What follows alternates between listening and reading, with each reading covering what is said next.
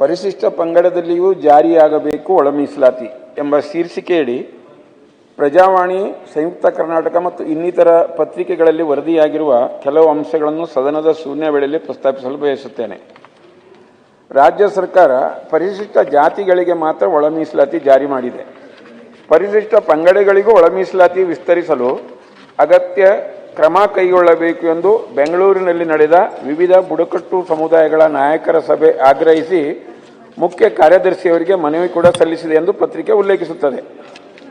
2024 August 1ರಂದು ಪ್ರಕಟವಾದ ಒಳ ಮೀಸಲಾತಿ ಕುರಿತ ಸುಪ್ರೀಂ ಕೋರ್ಟಿನ ಐತಿಹಾಸಿಕ ತೀರ್ಪು ಪರಿಶಿಷ್ಟ ಜಾತಿ ಜೊತೆ ಪರಿಶಿಷ್ಟ ಪಂಗಡದಲ್ಲೂ ಒಳ ಮೀಸಲಾತಿ ವರ್ಗೀಕರಣ ಮಾಡಬೇಕು ಎಂದು ಸ್ಪಷ್ಟವಾಗಿ ಹೇಳಿತ್ತು.